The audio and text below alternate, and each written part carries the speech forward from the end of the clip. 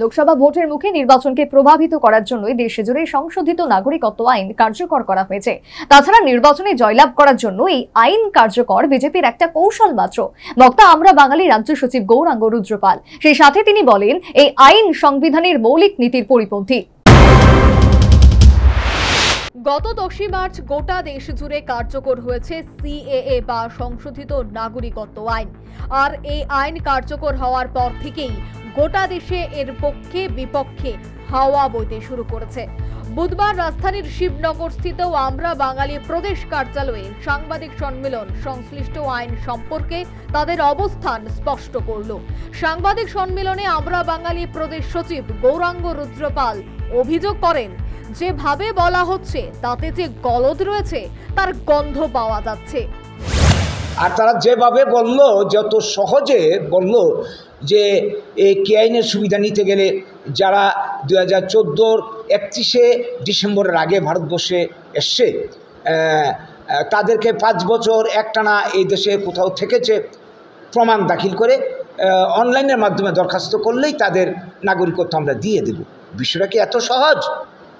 এই যে কথাটা বলল, এই কথা তো নাগরিকত্ব আইনে 1955 সালে যে সিটিজেনশিপ অ্যাক্ট পরিষ্কার বলা আছে, কোনো কাউকে যদি ভারতের নাগরিকত্ব অর্জন করতে হয় জন্মসূত্রে, উত্তরাধিকারী সূত্রে, তারপর বৈবাহিক সূত্রে কিংবা 5 বছর একটানা যদি এই দেশে কোনো রাজ্যে থাকে বসবাস করে প্রমাণ দাখিল করতে পারলে তাকে নাগরিক হিসাবে মেনে নেওয়া হবে। তাহলে তারা যেভাবে বলছে শুধুমাত্র 5 বছর থাকলেই এখানে নাগরিকত্ব দেওয়া হবে, এটা বলার তো কোনো প্রয়োজনই পড়ে না, কারণ নাগরিকত্ব আইনে এই কথাগুলি আগেই। প্রসঙ্গক্রমে তিনি অভিযোগ করেন, এনআরসি নামে 19 লক্ষ বাঙালিকে বিদেশি চিহ্নিত করা হয়েছে। এর মধ্যে 13 লক্ষাধিক হিন্দু বাঙালি, বিদেশি চিহ্নিত অনেক বাঙালিকে ডিটেনশন ক্যাম্পে ঠেলে দেওয়া হয়েছে।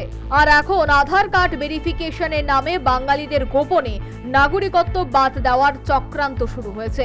সেই সাথে তিনি অভিযোগ করেন, আসন্ন লোকসভা নির্বাচনে মাইলেজ পাওয়ার জন্যই কেন্দ্রের শাসক দল বিজেপি সংশোধিত নাগরিকত্ব আইন চালু করেছে।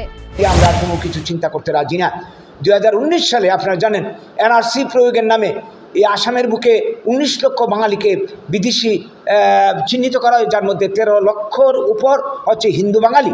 অনেকের মধ্যে ডিটেনশন ক্যাম্পে পাঠিয়ে দেওয়া হয়। তো এই যে চক্রান্ত, এর মধ্যখানে আরেকটা বিষয়, অসমের বুকে প্রায় 27 লক্ষ বাঙালিকে আধার কার্ড বাতিল করা হয়েছে।